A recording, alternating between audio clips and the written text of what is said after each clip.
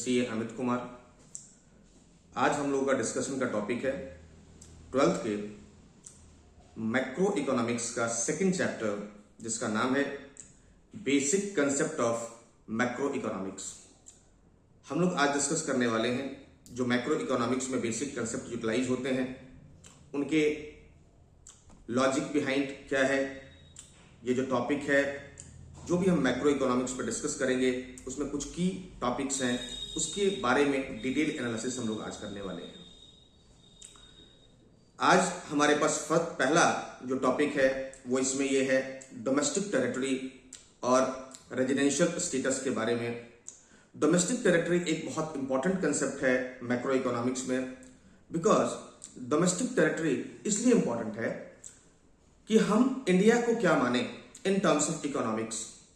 अलग अलग तरीके से अगर हम बात करें, हमारे कंट्री या कोई भी कंट्री का मीनिंग अलग अलग तरीके से अलग अलग होता है। एक होता है पॉलिटिकल बाउंड्रीज। पॉलिटिकल बाउंड्रीज का मतलब होता है वो दायरा, वो रीजन जिसे हमारी पॉलिटिकल गवर्नमेंट अपना मानती है, दैट इज पॉलिटिकल बाउंड्री। लेकिन इकोनॉमिक्स में ये पूरी तरीके से रेलेवेंट नहीं है।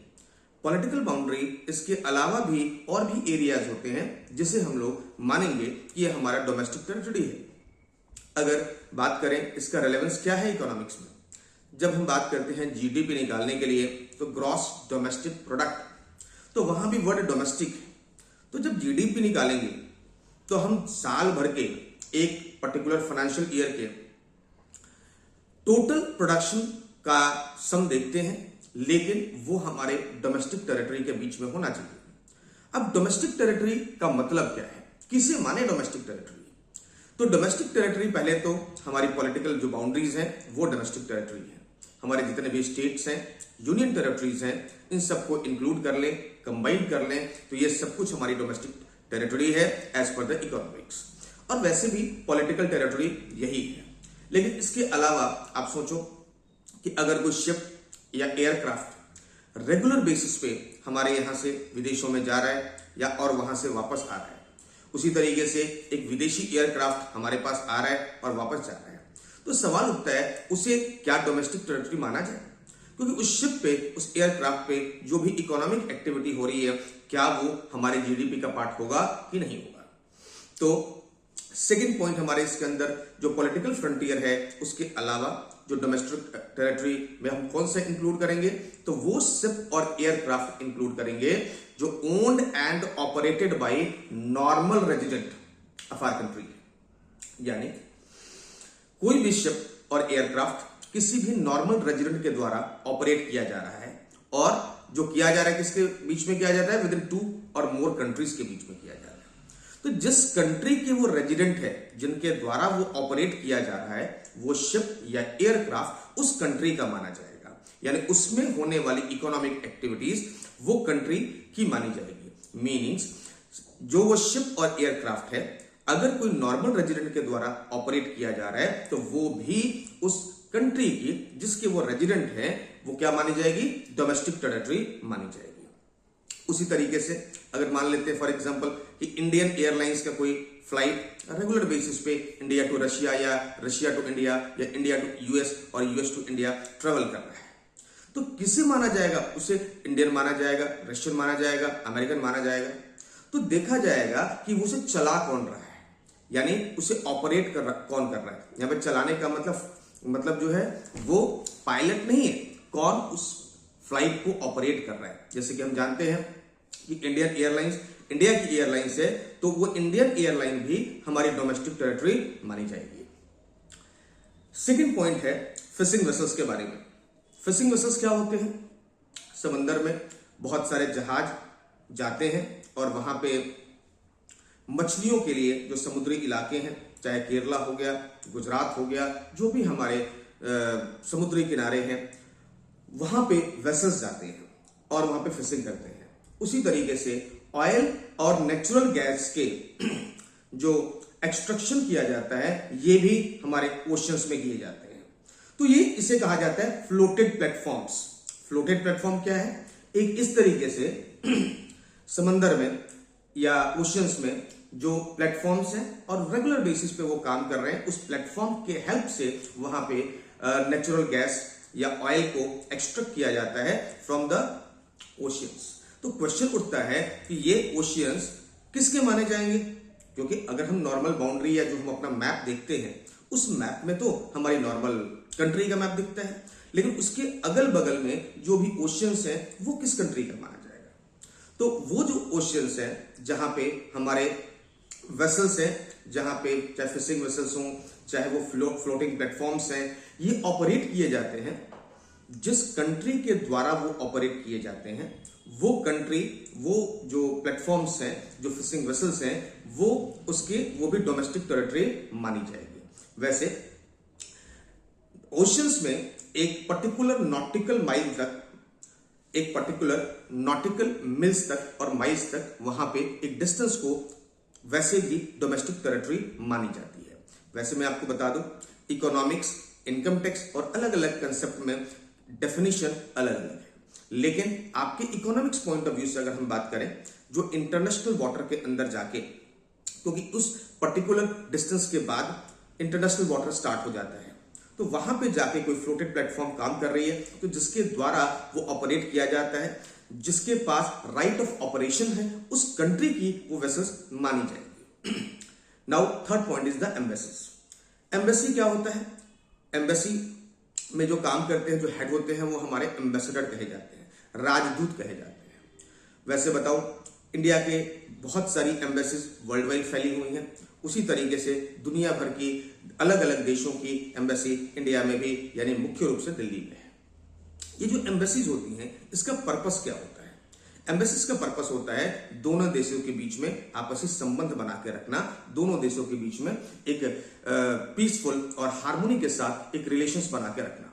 तो एम्बेसी जो होते हैं वहां पे टोटल कंट्रोल उस कंट्री का होता है जिसकी वो एम्बेसी है। जैसे कि दिल्ली में अगर अमेरिकन एम्बेसी है, अब अमेरिकन एम्बेसी का जो इलाका है उसमें सारे के सारे जो हेड होंगे, जो कंट्रोल करने वाले लोग होंगे, वो कहीं ना कहीं अमेरिकन होंगे, और वो इलाका है सिचुएटेड दिल्ली में, लेकिन वो इलाका माना जाएगा अमेरिका का डोमेस्टिक टेरिटरी। उसी तरीके से हमारे देश की, इंडिया की जो डोमेस्टिक टेरिटरी है वो मानी जाएगी चाहे अमेरिका में हमारा एम्बेसी ही क्यों ना हो। जैसे कि अमेरिका में इंडियन एम्बेसी है, तो वो इंडियन एम्बेसी क्या मानी जाएगी? इंडिया की टेरिटरी मानी जाएगी, चाहे वो सिचुएटेड कहां पे हो, अमेरिका के कैपिटल में हो।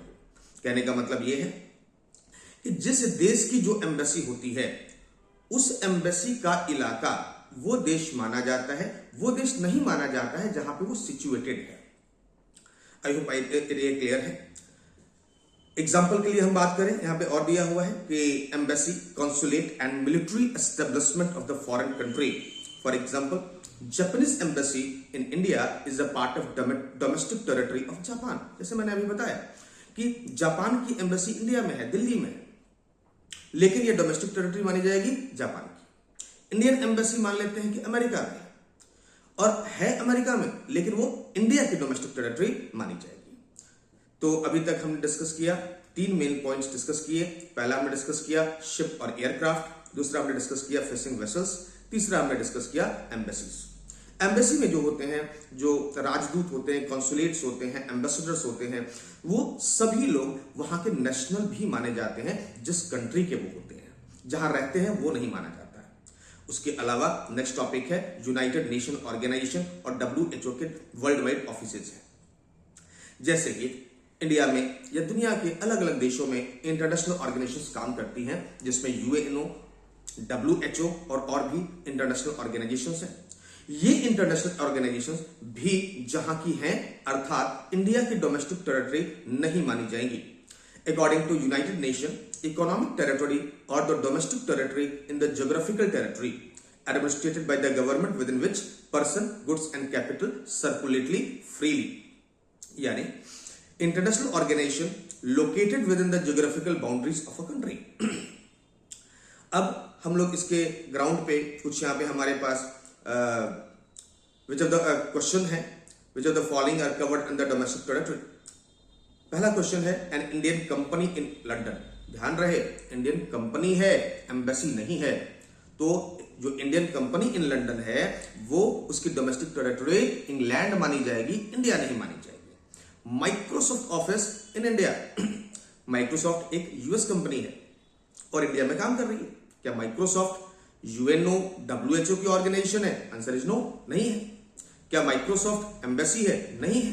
तो इंडिया में काम कर रही है तो उसे इंडियन टेरिटरी मानी जाएगी, इंडिया की डोमेस्टिक टेरिटरी मानी जाएगी, यूनाइटेड स्टेट की नहीं मानी जाएगी। Third point is company in India owned by Japanese. एक भारत में कंपनी काम कर रही है जिसके मालिक जापानी है, तो भी वो कंपनी इंडियन मानी जाएगी क्योंकि इंडियन डोमेस्टिक टेरिटरी में वो काम कर रही है। यहां पर कोई भी ऐसा केस नहीं है जिसमें हम लोग यूनाइटेड नेशन के को इन्वॉल्व कर रहे हो या फिर एम्बेसीज को इन्वॉल्व कर रहे हो।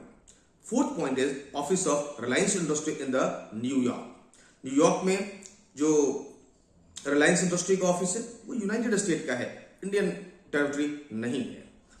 Fifth point is branch of the foreign bank in India. Bharat में विदेशी बैंक है like HSBC, Hong Kong, Shanghai and China bank, और भी बहुत सारे विदेशी बैंक है, सिटी बैंक है। ये जितने भी विदेशी बैंक है अगर भारत में काम कर रहे हैं तो भारतीय टेरिटरी माने जाएंगे, ये विदेशी टेरिटरी में नहीं माने जाएंगे, उसका इकोनॉमिक एक्टिविटी इंडिया में हो रहा है। Sixth point is Indian embassy in Japan. ये एग्जांपल भी हमने डिस्कस किया था। इंडियन एम्बेसी जो जापान में है, चूंकि जापान में सिचुएटेड है, इसके बावजूद भी वो एम्बेसी मानी जाएगी इंडियन डोमेस्टिक टेरिटरी। क्या मानी जाएगी? Indian domestic territory. Next point is branch of state bank of India in China. SBI की ब्रांच चाइना में, तो इंडिया का कोई लेना देना नहीं है क्योंकि ये यूनाइटेड नेशन की ब्रांच नहीं है, WHO की ब्रांच नहीं है, एम्बेसीज नहीं है। Eight point is the Russian embassy in India. Russian embassy India में काम कर रही है, ऑब्वियसली ये रशिया है या रशियन डोमेस्टिक टेरिटरी है, इवन ये सिचुएटेड इंडिया में ही क्यों ना हो। Last point is the Tata rented its building to Google in America. Building कहां पे है? अमेरिका में। किराए पे किसको दिया? गूगल को दिया।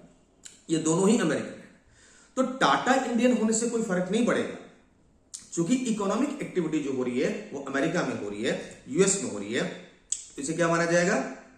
यूएस टेरिटरी मानी जाएगी।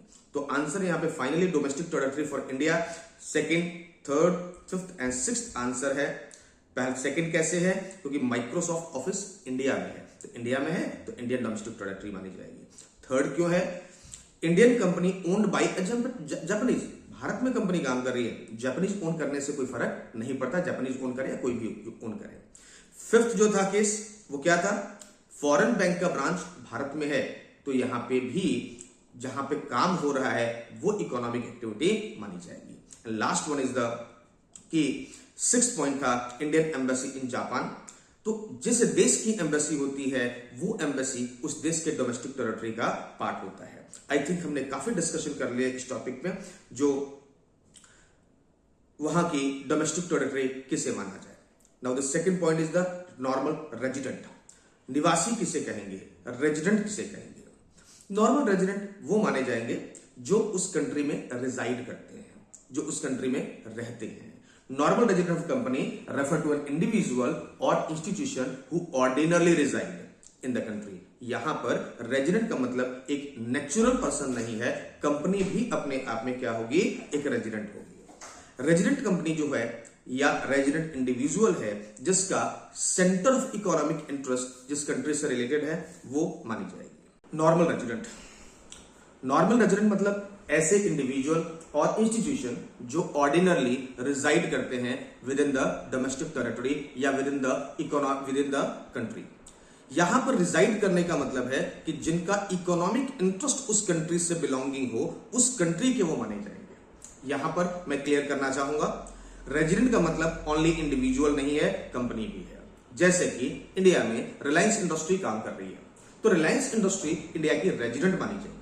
मैं इंडिया में काम कर रहा हूं तो मैं भी इंडिया का रेजिडेंट माना जाऊंगा। यानी रेजिडेंट का मतलब क्या है कि एक पर्सन या एक इंस्टीट्यूशन जो उस कंट्री में काम कर रही है, उस कंट्री की वो क्या कही जाएगी? नॉर्मल रेजिडेंट कही जाएगी। लेकिन इसमें एक बहुत ध्यान देने वाली बात यह है कि उसका सेंटर ऑफ इकोनॉमिक इंटरेस्ट वो कंट्री होना चाहिए। जिस कंट्री की वो सेंटर ऑफ इकोनॉमिक इंटरेस्ट है वो कंट्री का वो रेजिडेंट माना जाएगा, चाहे वो इंडिविजुअल हो या इंस्टीट्यूशन हो। इस डेफिनेशन में आपको तीन बातें ध्यान रखनी है। नॉर्मल रेजिडेंट कौन है? एक पर्सन, इंडिविजुअल या फिर ऑर्गेनाइजेशन। दूसरी बात ध्यान रखनी है कि उसका सेंटर ऑफ इकोनॉमिक इंटरेस्ट उस कंट्री में होना चाहिए। और तीसरी बात ध्यान रखनी है कि रेजिडेंट का मीनिंग इंडिविजुअल भी हो सकता है और ऑर्गेनाइजेशन या कंपनी भी हो सकती है।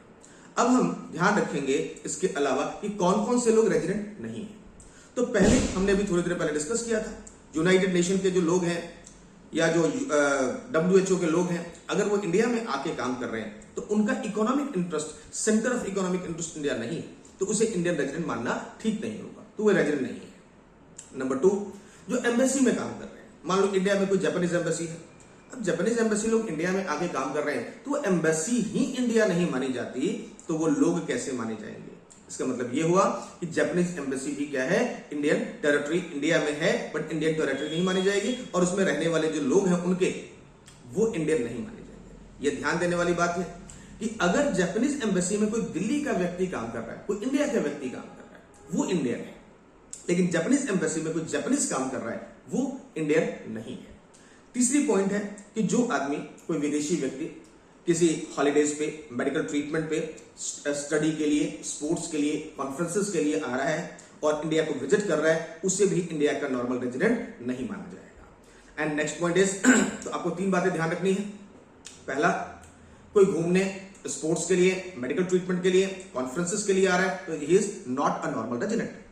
दूसरा पॉइंट है कि जो एम्बेसी के ऑफिशियल्स हैं, डिप्लोमेट्स हैं, एम्बेसडर्स हैं, या जो भी आर्म फोर्स हैं जो फॉरेन कंट्री के आ रहे हैं, और कई बार हमारे देश के भी आर्मी के जवान जो हैं वो विदेशों में जाते हैं और यूएन के लिए सर्विसेज देते हैं, तो वो इंडिया के ही माने जाएंगे। उसी तरीके से वहां वाले जब यहां पे आ रहे हैं तो वो भी इंडिया के नहीं माने जाएंगे। तीसरा पॉइंट क्या है, यूनाइटेड नेशन और WHO और जो भी इंटरनेशनल ऑर्गेनाइजेशन है, IMF वगैरह के, ये जितने भी लोग अगर इंडिया में आके काम करते हैं तो उनका centre of economic interest India नहीं है, तो वो भी नॉर्मल रेजिडेंट नहीं माने जाएंगे। इसके अलावा जो भी इंटरनेशनल ऑर्गेनाइजेशंस जो मैंने अभी डिस्कस किया वो काम कर रहे हैं और जिस भी देश में काम कर रहे हैं, लेकिन उनका सेंटर ऑफ इकोनॉमिक इंटरेस्ट जो है वो देश ना होके यूनाइटेड नेशन है, तो वो भी उस कंट्री के नेशनल नहीं माने जाएंगे। Next point is the crew members.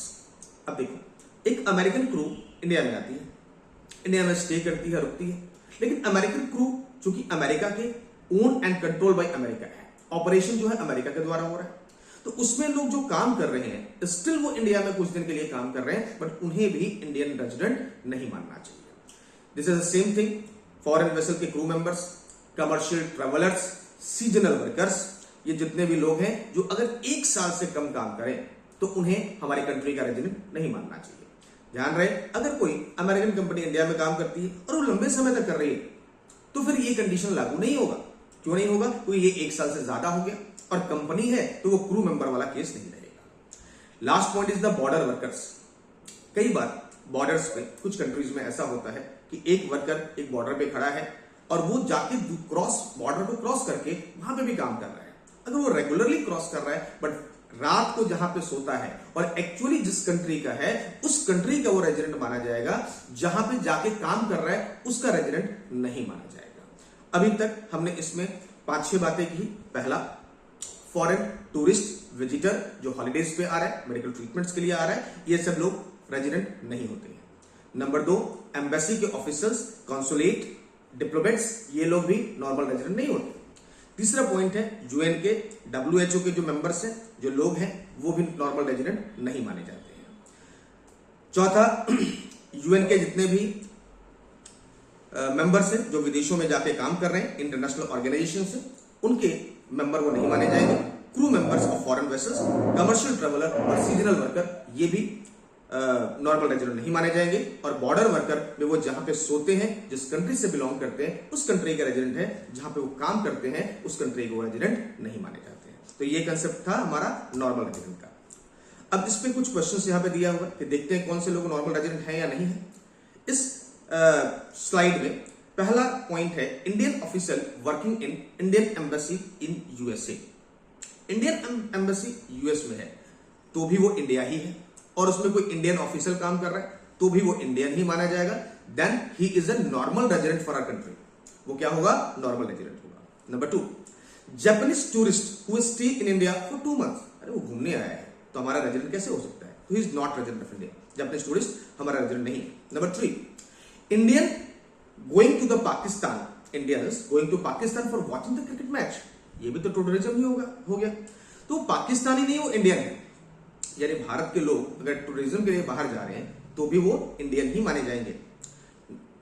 The point is Indian working in UN office located in America for less than 1 year. UN के ऑफिस में जो अमेरिका में है वहां पे कोई इंडियन जाके काम करता है।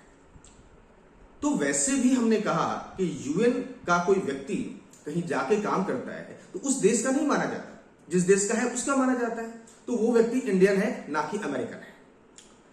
Next point is the Indian employ working in WHO located in India.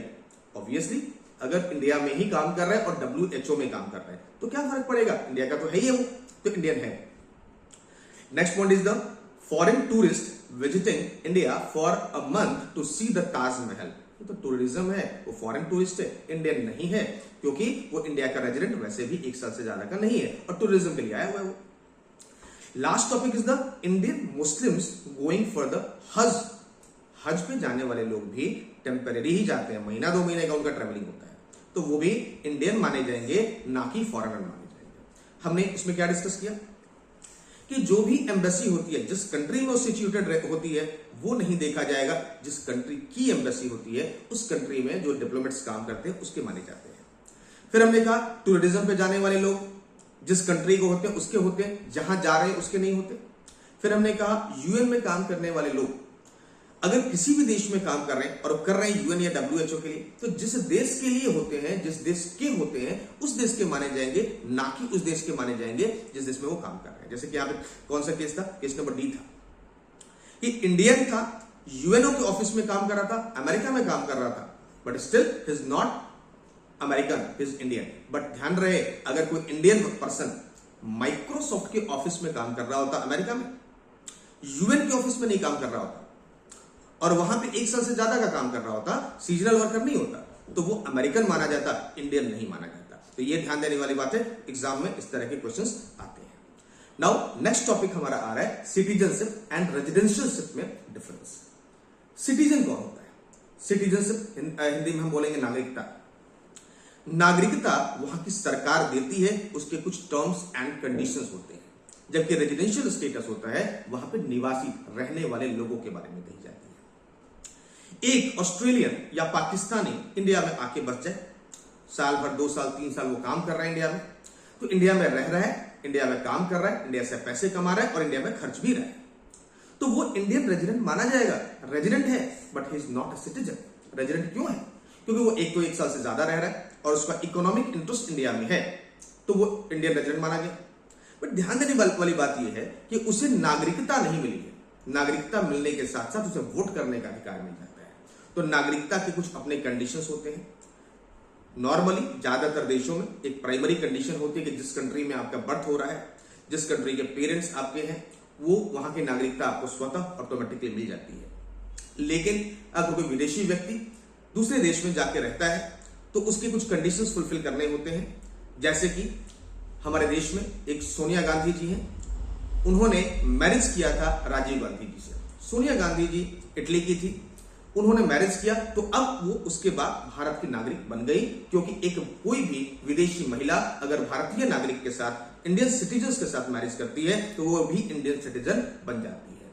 तो 2 तरीके की सिटीजनशिप होती है। एक सिटीजनशिप होता है वो जिसमें आपको बाय बर्थ सिटीजनशिप मिल जाता है, नेचुरली मिल जाता है, और दूसरा क्या है कि आप अक्वायर करते हो, आप एप्लीकेशन डालते हो।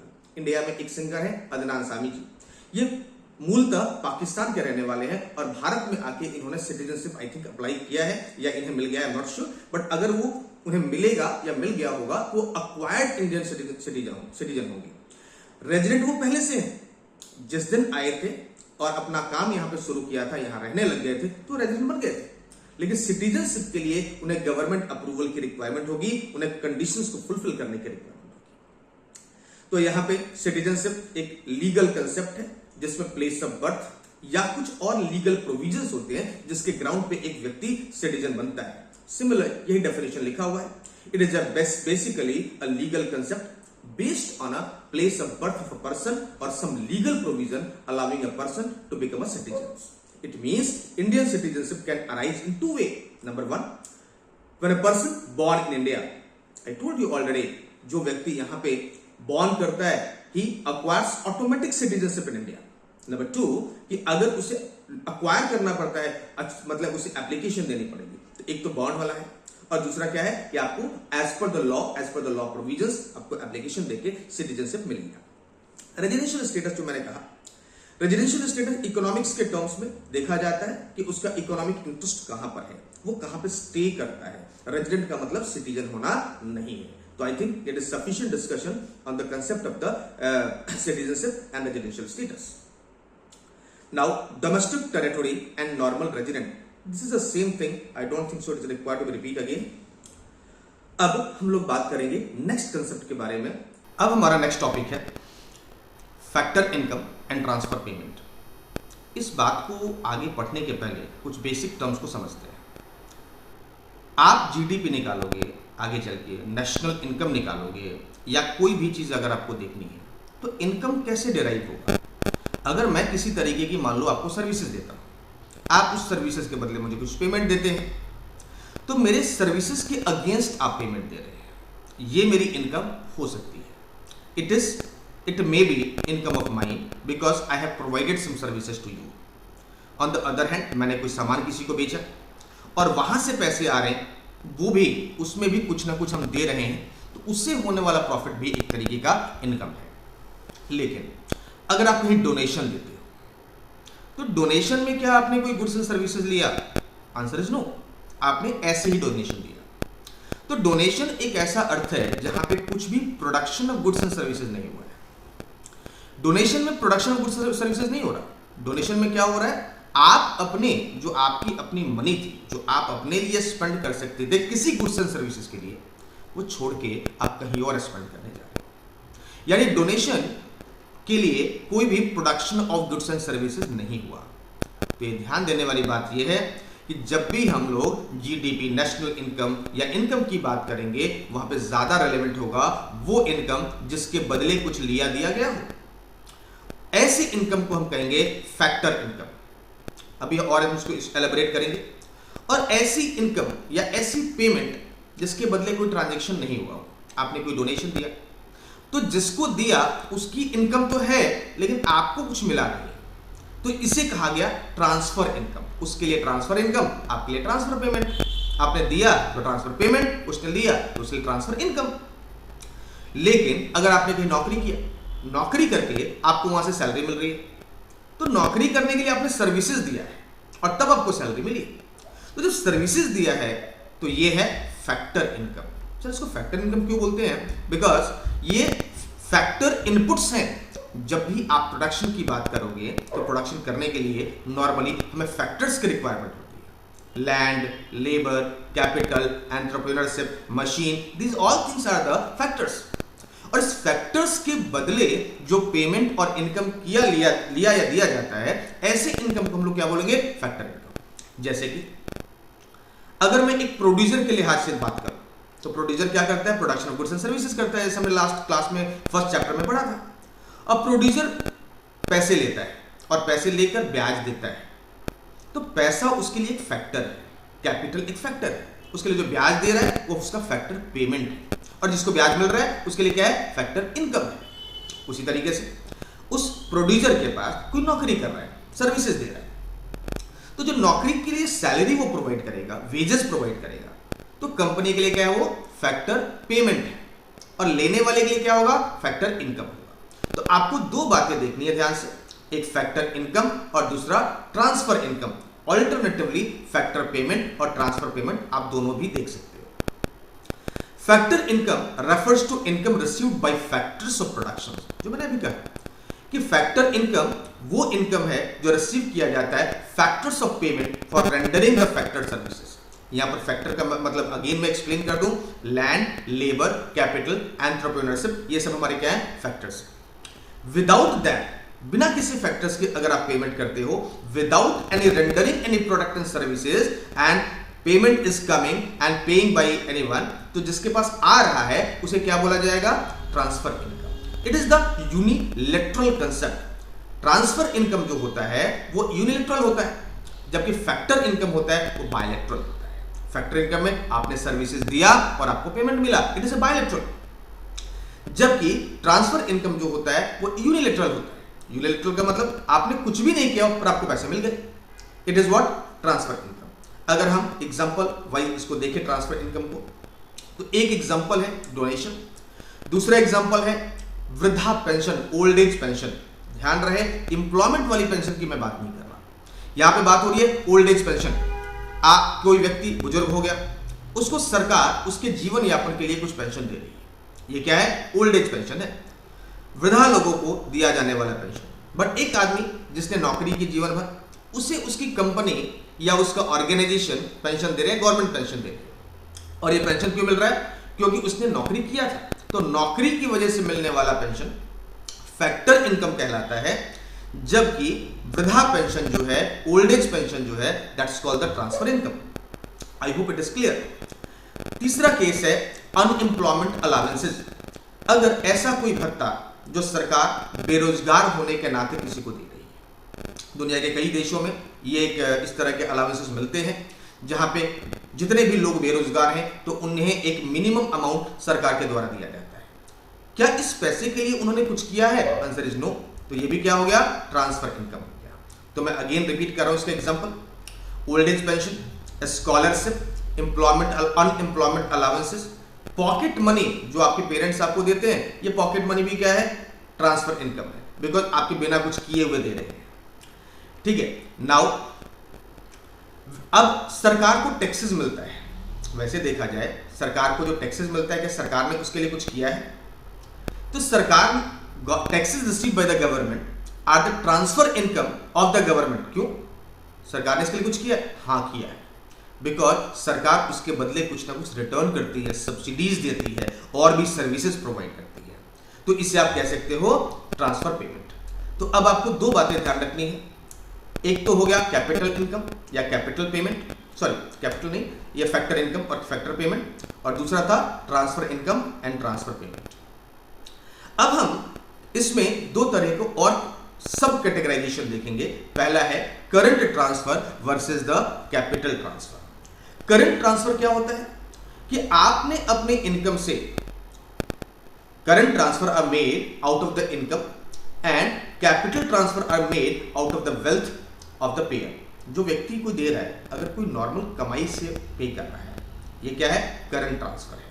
लेकिन अगर उसके पास कोई प्रॉपर्टी है, उसको बेच के प्रॉपर्टी किसी को दे रहा है, जैसे कोई कैपिटल एसेट्स दे रहा है, फिक्स्ड एसेट दे रहा है, तो क्या हो जाएगा? Capital transfer. करंट ट्रांसफर जो होता है ये नॉर्मली होता है कंजम्पशन प्रोसेस से, कंजम्पशन का पर्पस होता है इसमें करंट ट्रांसफर में, जबकि कैपिटल का पर्पस होता है कैपिटल फॉर्मेशन। एग्जांपल मैं आपको समझाता हूं। गवर्नमेंट आपको अगर सैलरी दे रही है, आप कहीं नौकरी कर रहे हो या जैसे भी है, आप गवर्नमेंट जॉब में हो तो सैलरी दे रही है, तो ये क्या है? नॉर्मली रेगुलर नेचर में है, रेगुलर आपको मिल रहा है, कंजम्पशन के लिए मिल रहा है, ये क्या हो गया? Consumption purpose. लेकिन गवर्नमेंट आपको ग्रांट में एक मशीन दे रही है, तो वो मशीन कंजम्पशन के लिए नहीं है, that is a production for something else, तो ये क्या हो गया?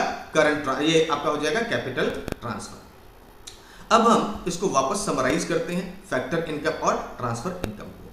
फैक्टर इनकम रिसीव किया जाता है by way of the factors of production, जिसमें फैक्टर्स सर्विसेज और गुड्स के अगेंस्ट लेन देन होता है, जबकि ट्रांसफर पेमेंट जो होता है विदाउट रेंडरिंग एनी सर्विसेज और गुड्स। फैक्टर इनकम जो होता है इसमें नेशनल और डोमेस्टिक दोनों में ये कंसीडर किया जाए। ध्यान रहे, आगे चलकर हम जीडीपी पढ़ेंगे और साथ में नेशनल इनकम पढ़ेंगे। शॉर्ट में वैसे बता दूं, जब जीडीपी निकालते हैं तो हम लोग निकालते हैं जीडीपी एमपी, आगे डिस्कशन होगा इसके बारे में। और दूसरा है कि हम लोग जब नेशनल इनकम निकालते हैं तो वहां पर निकालते हैं एनएनपीएफसी। इन दोनों में फैक्टर इनकम काउंट होता है, जबकि ट्रांसफर इनकम दोनों में से कहीं भी काउंट नहीं होता, ना जीडीपी में काउंट होता है ना नेशनल इनकम में काउंट होता है। फैक्टर इनकम एक अर्निंग कंसेप्ट है, आपने कुछ सर्विस दिया, कुछ कमाया। ट्रांसफर इनकम एक रसीट है, अर्निंग नहीं है, आपने कुछ किया नहीं है, ऐसे ही पैसा प्राप्त हो रहा है, तो रसीट है।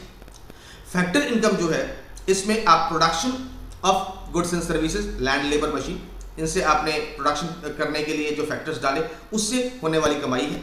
जबकि ट्रांसफर इनकम नॉर्मली सरकार के द्वारा दिया जाता है, जिसमें मैंने अभी कहा था ओल्ड एज पेंशन, अनएम्प्लॉयमेंट वाला पेंशन या अलाउंसेस, तो ये सब चीजें हैं। फैक्टर इनकम के एग्जांपल है रेंट, वेजेस, इंटरेस्ट, प्रॉफिट, ये सब चीजें हैं। ट्रांसफर इनकम के एग्जांपल है scholarship, old age pension, unemployment allowances, ये सब एग्जांपल हैं transfer. This is the end of the topic. Now the next part is final goods and intermediate goods. इसकी जरूरत क्यों है फाइनल गुड्स और इंटरमीडिएट गुड्स को अलग अलग समझने की? पहले तो मैं बेसिक डिफरेंस बता दूं। फाइनल गुड्स वो गुड्स हैं जो हम लोग लास्ट में रेडी टू यूज है, मतलब ऐसे गुड्स जो कहीं ना कहीं हम कंजम्पशन के लिए खरीद रहे हैं, अपने इस्तेमाल के लिए कर रहे हैं, आगे उसे फर्दर बेचा या बनाया जाना नहीं है।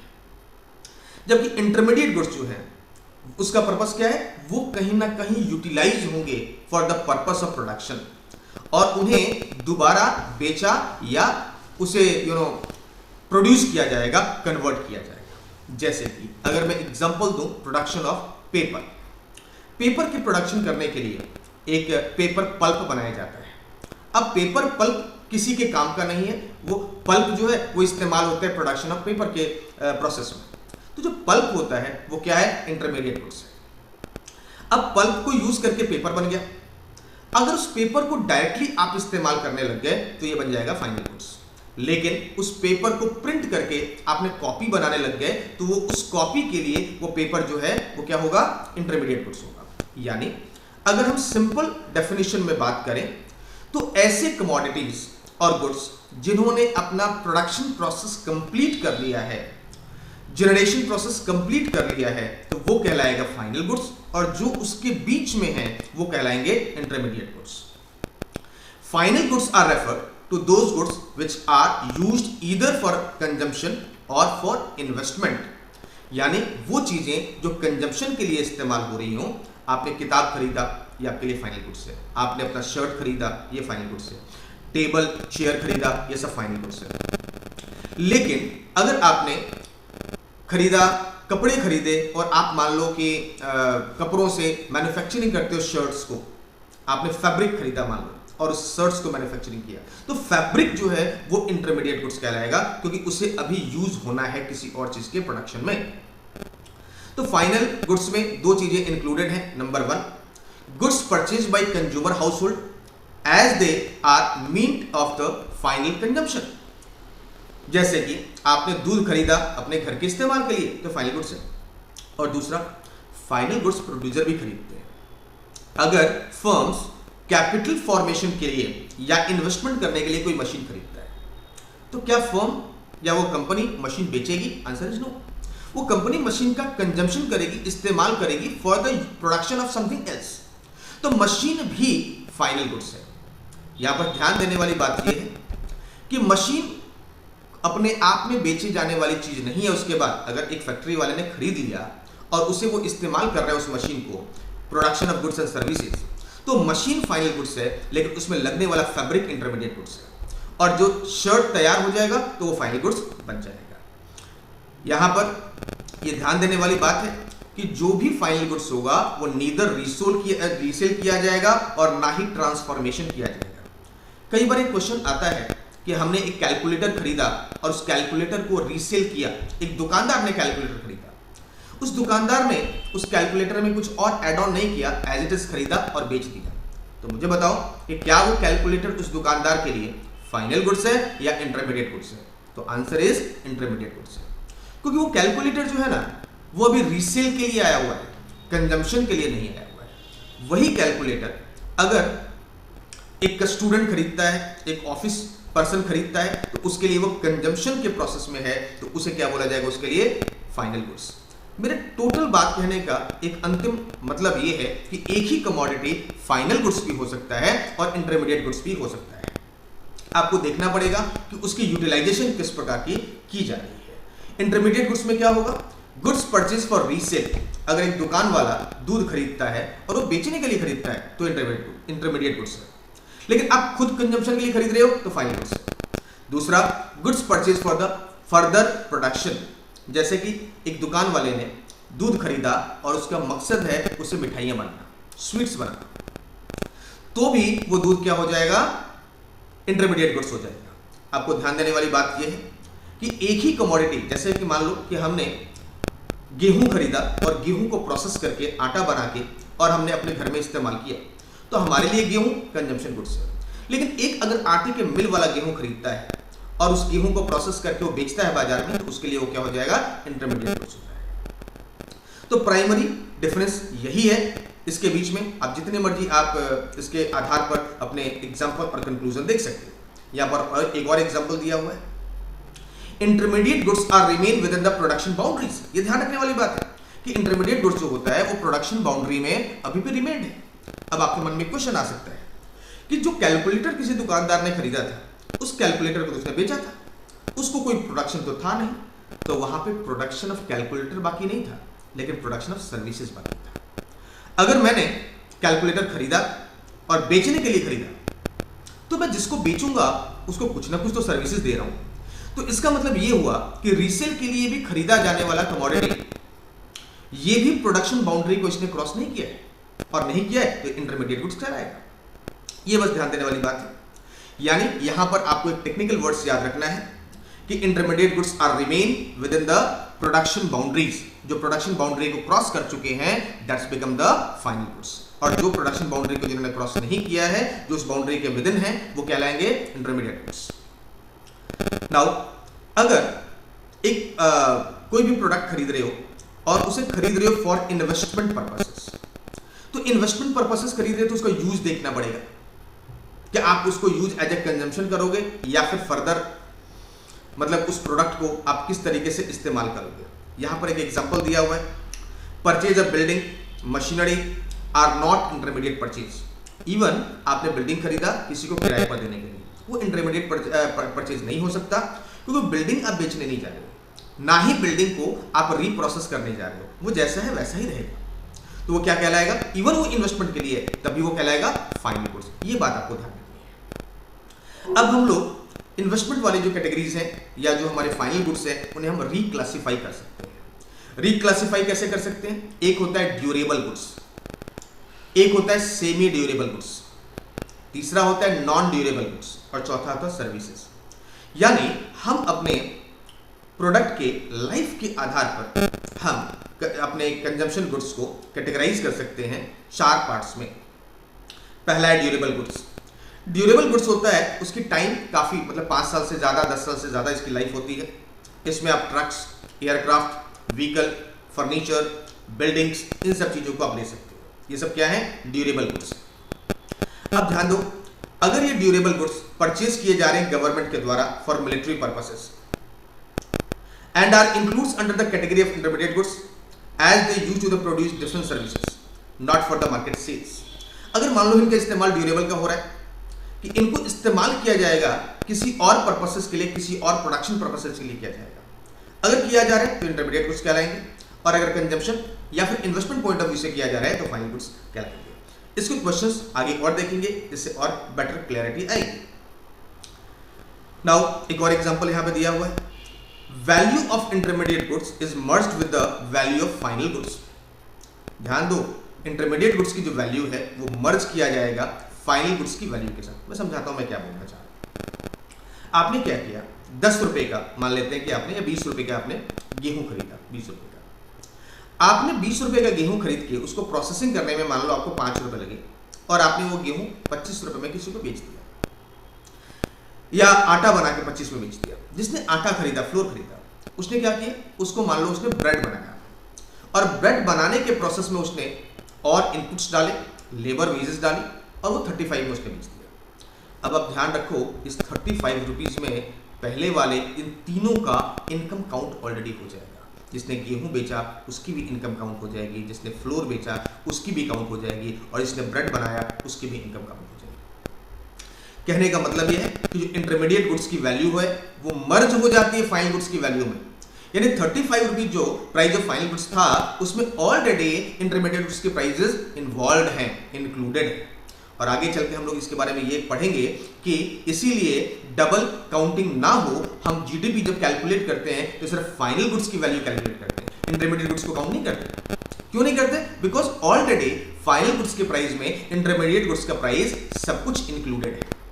इसे मैं और अगर सिंप्लीफाई करूं तो फ्रॉम बिगिनिंग अगर हम सोचेंगे कि अगर किसी फार्मर ने गेहूं उगाया, उसने आगे बेचा, जिसके पास गेहूं वीट पहुंचा, उसने क्या किया, उसको प्रोडक्शन किया, फ्लोर बनाया, फ्लोर से मान लो कि ब्रेड बनाया, ब्रेड से मान लो किसी ने, दुकानदार ने वो ब्रेड लेके बाजार में रीसेल किया और अंत में आप तक पहुंचा, और मान लेते हैं कि वो ब्रेड आपको 50 रुपए मिलता है।